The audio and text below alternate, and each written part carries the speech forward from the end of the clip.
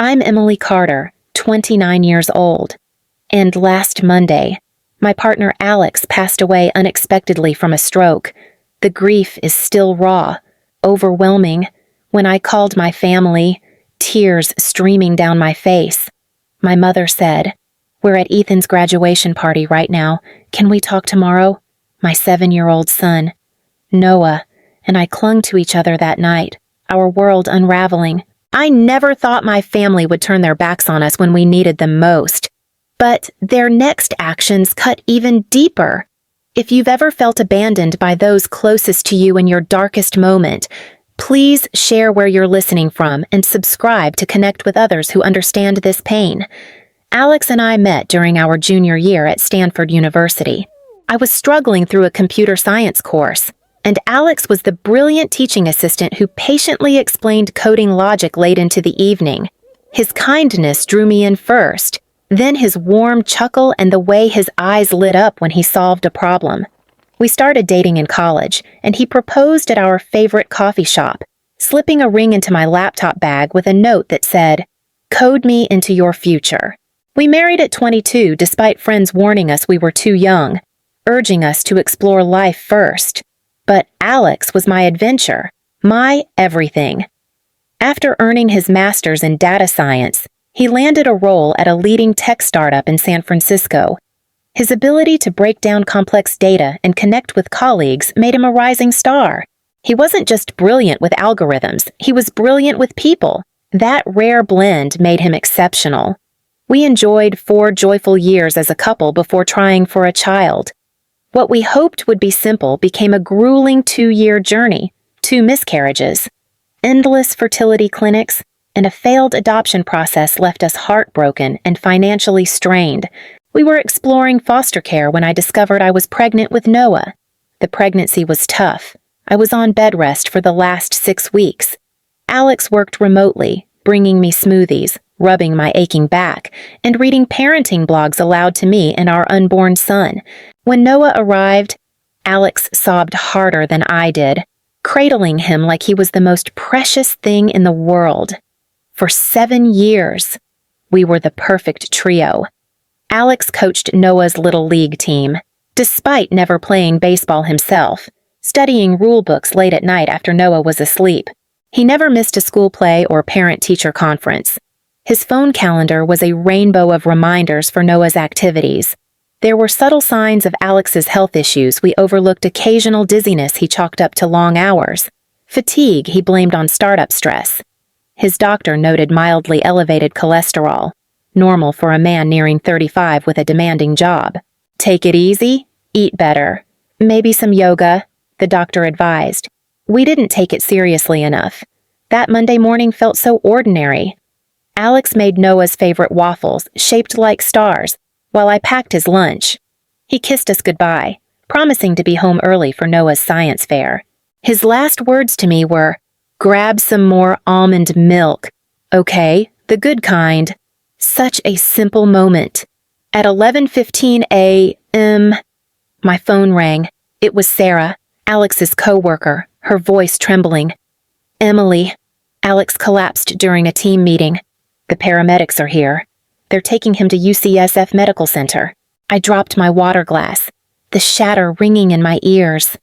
I called our neighbor, Maria, to get Noah from school, then sped to the hospital, praying through tears. I begged, bargained, pleaded with the universe, but I was too late. Alex was pronounced dead at 11:50 a.m., minutes before I arrived. A massive stroke, they said.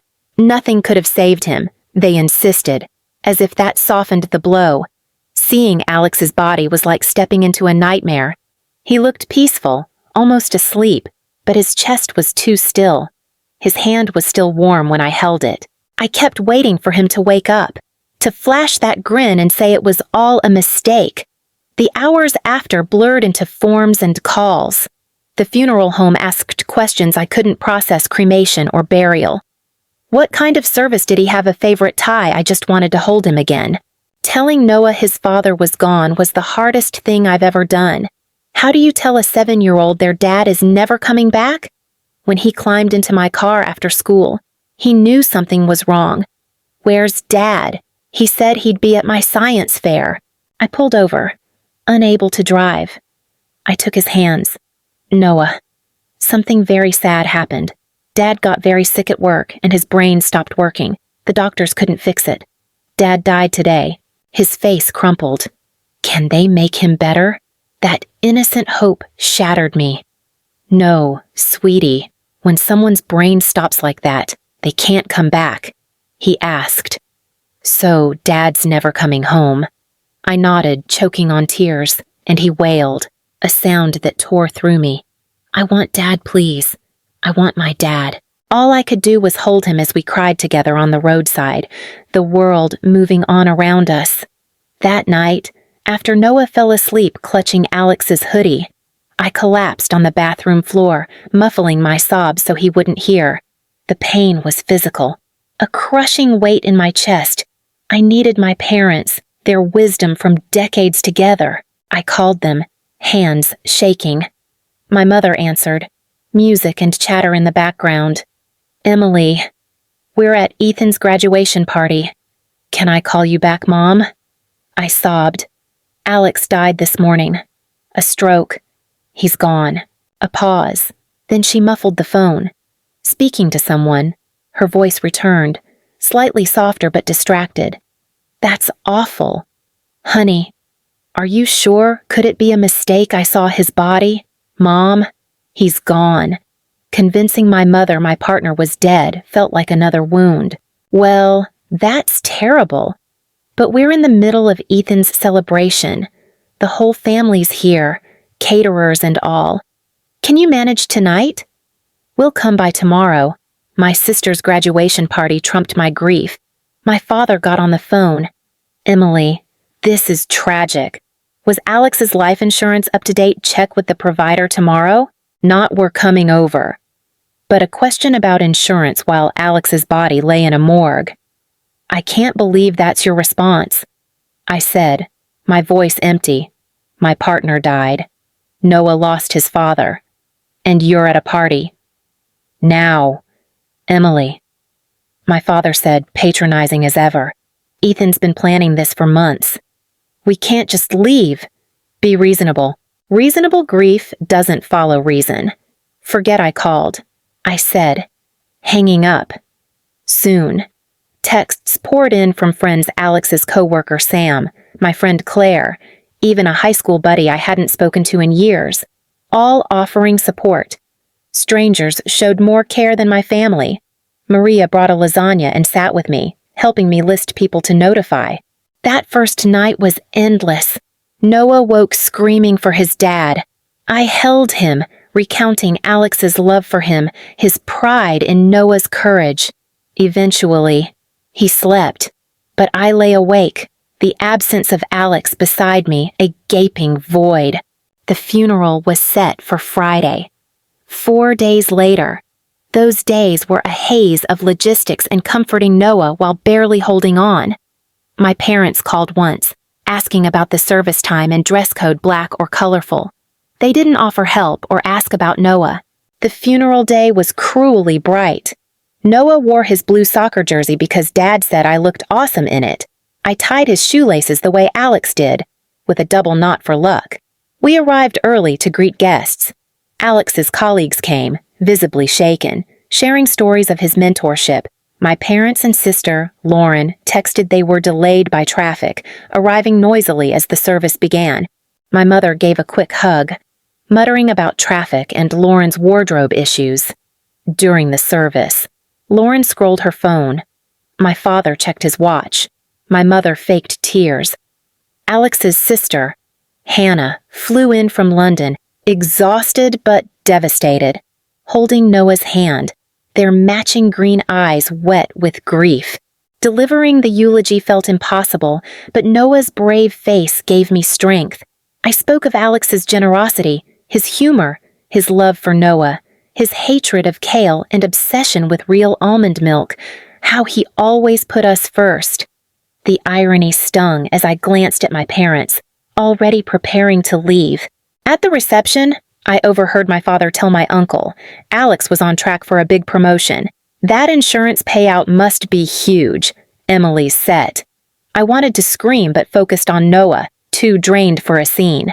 My parents and Lauren barely helped, leaving Alex's colleagues' spouses and my friends to manage. Alex's parents, Linda and Michael, were pillars of support, shielding Noah and handling cleanup.